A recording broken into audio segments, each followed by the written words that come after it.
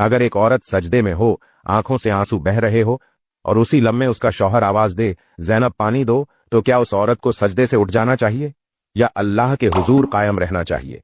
क्या रब नाराज होगा अगर उसने शौहर की पुकार पर लब्बैक कहा, या शौहर नाराज होगा अगर बीवी ने उसकी बात ना मानी?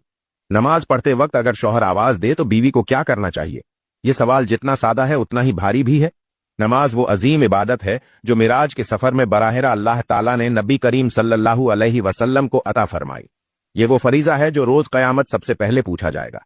ये वो इबादत है जो कब्र में रोशनी बनती है, दिल को सुकून देती है और इंसान को गुनाहों से पाक करती है। कुरान में अल्लाह ताला ने फरमाया कर बेशक नमाज बेहयाई और बुराई से रोकती है। क्या इस अज़म इबादत को बीच में तोड़ा जा सकता है? क्या शौहर की पुकार उस इबादत से भी ज्यादा अहम है? अब आइए एक और कड़वी लेकिन हकीकत से भरी बात सुने।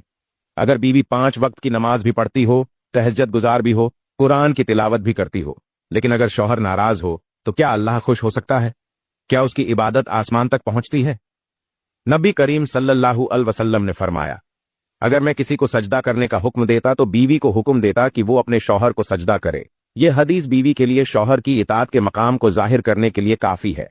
एक मर्तबा एक औरत नबी करीम सल्लल्लाहु अलैहि वसल्लम की खिदमत में हाजिर हुई और अर्ज किया, या रसूल अल्लाह, मैं नमाज भी पढ़ती हूँ, रोजा भी रखती हूँ, खैरात भी देती हूँ, लेकिन मेरा शौहर मुझसे नाराज रहता है। नबी करीम सल्लल्लाहु अलैहि वसल्लम ने फरमाया, जन्नत के दरवाजे उस औरत के लिए बंद कर दिए जाते हैं जब तक शौहर राजी ना हो जाए।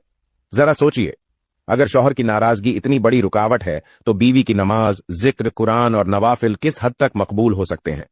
मोहतरम नाजरीन, नमाज पढ़ते वक्त अगर शौहर आवाज दे तो बीवी को क्या करना चाहिए का जवाब देने से पहले आपको एक खूबसूरत हिकायत सुनाना चाहता हूं। एक बीवी के दिल में एक रोशनी थी। जानते हो वो रोशनी क्या थी? शौहर की इताअत, बच्चों की परवरिश, घर की हिफाजत और रब की रजा की लगन। ऐसी बीवी जिसके दिन शौहर की खिदमत में रातें रब के हुजूर गुजर जाती थी। अगर शौहर सख्त लहजे में बोलता तब भी वह खामोशी से खिदमत करती, कभी शिकायत ना की, कभी बद्दुआ ना दी। जब शौहर दुनिया से चला गया उसने सब्र का दामन थामे रखा, सारा बोझ अपने रब के हवाले कर दिया। लोगों ने हैरत से पूछा, कैसे इतना सब्र करती हो? वो मुस्कुरा कर कहती है, मैं जो कुछ करती हूं अपने रब के लिए करती हूं और शौहर की रजा तो मेरी जन्नत है। कुछ साल बाद उसकी भी वफात का वक्त आ गया। उस दिन उसका चेहरा चमक रहा था जैसे नूर बरस रहा हो। गुल देने वाली खवातीन ने हैरत से कहा, हमने ऐसी खुशबू कभी महसूस ना की। जब कब्र में उतारा गया तो फिजा महक उठी जैसे जन्नत की खुशबू जमीन पर उतर आई हो। उसी रात एक बुजुर्ग ने उसे ख्वाब में देखा।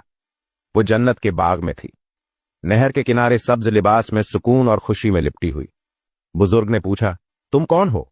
उसने कहा, मैं वो औरत हूं जो दुनिया में शौहर की ताबेदार थी। मैंने दिल से खिदमत की, जुबान से शिकवा नहीं किया। मेरे रब ने मेरी कब्र को बाग बना दिया और मुझे जन्नत अता कर दी। यह मुख्तसिर सी हयात हमें सिखाती है कि बीवी की इताअत माज शौहर की खिदमत नहीं, ये रब की बंदगी, जन्नत की राह और कब्र की रोशनी का जरिया है। ऐसी औरत दुनिया में छुपी होती है लेकिन आसमान उस पर नाज करता है। तो अगर बीवी नमाज में हो और शौहर आवाज दे तो क्या करें?